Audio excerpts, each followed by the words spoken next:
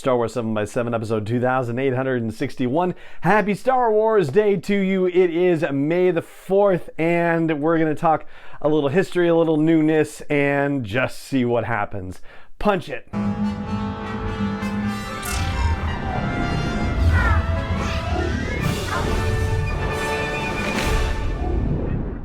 Hey Rebel Rouser, I'm Alan Voivod and this is Star Wars 7x7, your daily dose of Star Wars joy, and thank you so much for joining me for it.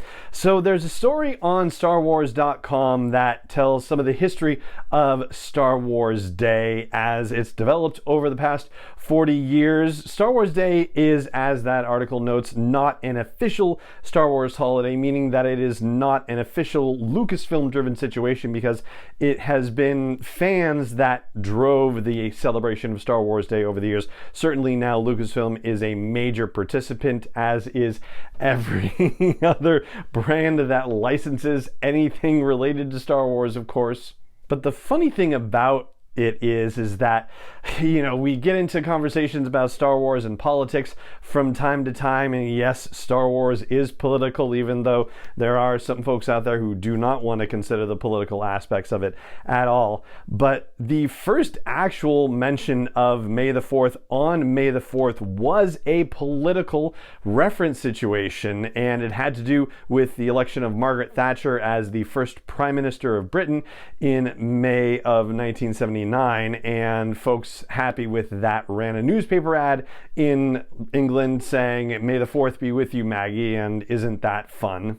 Of course, Margaret Thatcher's politics might not necessarily have aligned with the Rebel Alliance, but yeah, that's a whole other situation entirely. Moving away from politics, though, the first documented Star Wars Day event happened at the Toronto Underground Cinema in 2011. It featured a trivia contest, a cosplay contest, and screenings of various web short films and parodies and that sort of thing. It happened again in 2012, and then, of course, something momentous happened in late 2012. George Lucas sold Lucasfilm to Disney, and so the first Star Wars Day under the auspices of Disney owning Lucasfilm took place in 2013.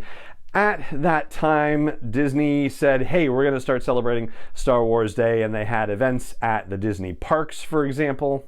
And the rest, as they say, is history. So there have been a ton of shopping announcements for Star Wars Day, and you probably can't, swing a mouse or, a finger on a screen without running into an ad for some sort of Star Wars item being offered on sale today, which is fine, which is great, and makes you think of the holidays and everything getting so commercial. That's fun. But something that is actually happening that is probably at this point the headline event as I'm recording this late on Tuesday evening before May the 4th is the fact that we are getting a Disney Gallery episode for the Book of Boba Fett. Now, I know that's something that I've talked about on the show previously and said, hey, wouldn't it be great if we were getting this? And it turns out that we are. And it turns out that a couple of websites were actually talking about this back in mid-April, and I utterly missed it. So yeah, that's kind of weird. But there wasn't any sort of official Disney announcement anywhere. Like, it's not public anywhere at all. And it only started getting to be real, if you will, when apparently in South Korea the episode debuted early, and so clips from the Disney Gallery series for the Book of Boba Fett have been showing up on social media this past evening. The evening of May the 3rd, prior, to today's episode drop. And perhaps not surprisingly, a lot of the stuff that's hitting social media is focused on Mark Hamill. So yes, there is a bunch of Mark Hamill stuff, and you get to see him on set for that episode of the Book of Boba Fett. There's also interview stuff with him and with the wonderful, amazing people behind the scenes who make movie magic and live action series magic happen, and how that performance came to be. And I have a feeling we'll probably be talking about it in more detail on a later episode of the podcast. The other thing, of course, that's happening, which I've already kind of alluded to, is that there's a whole ton of merchandise coming out for Star Wars Day. And one of the things that we do here on the show, if you've listened to the show for any length of time, is that we look at merchandise from the perspective of, are we going to learn anything about Star Wars storytelling from these things? And from what I've seen of the stuff that's being released, it doesn't really look like that's the case, unless I'm, recording this and don't know that in a few short hours there's going to be a ton of Obi-Wan Kenobi related merchandise surprisingly being dropped on May the 4th. Wouldn't that be stunning? I know there is some promotional artwork that's starting to get out about what it'll look like on shelves, but yeah, until we start getting Obi-Wan Kenobi merch, we're not necessarily learning anything new about Star Wars storytelling based on the stuff that has been advertised so far related to May the 4th celebrations. Oh, and one other thing as I was looking at Disney Plus trying to find out if there was any indication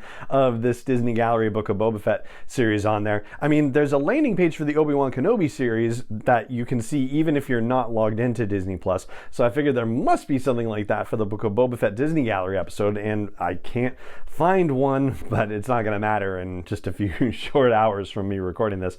But the thing that I also noticed when I was looking at Disney Plus is that they are using, for their May the 4th day banners on the site, they're using the key art for Star Wars Celebration Anaheim, and I thought that was particularly fascinating. I don't know if it necessarily means anything, but it seemed unusual to see that art being shared across platforms. But then again, the last time there was a celebration, Disney Plus didn't actually exist, so I guess everything's relative. Anyway, for this Star Wars Day, I hope you were able to find some enjoyment in the world of Star Wars, however you connect with Star Wars, whatever it is, whether it's movies, live action, animation, books, comics, any particular type of Star Wars storytelling that you love, that inspires you, that gives you joy, that gives you hope.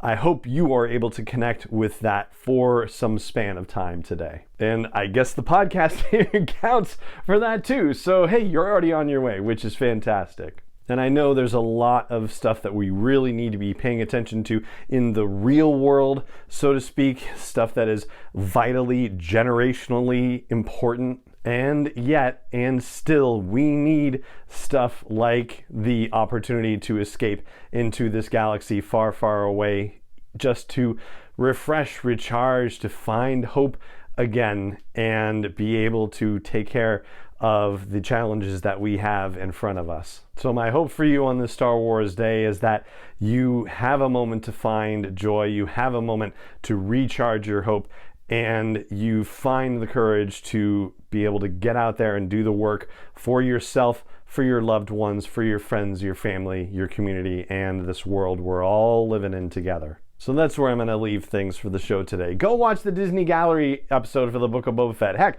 if you're into Moon Knight, enjoy the finale. I hope you have a blast with it. Thank you so much for joining me for the show, as always. And may the Force be with you, wherever in the world you may be. 7x7 is not endorsed or sponsored yet by Lucasfilm Limited, Disney, or 20th Century Fox, and is intended for entertainment and information purposes only. Star Wars, the Star Wars logo, all names and pictures of Star Wars characters, vehicles, and any other Star Wars related items are registered trademarks and/or copyrights of Lucasfilm Limited, or their respective trademark and copyright holders. May the Force be with them. All original content is copyright 2021 by Star Wars 7x7. We hope you love it.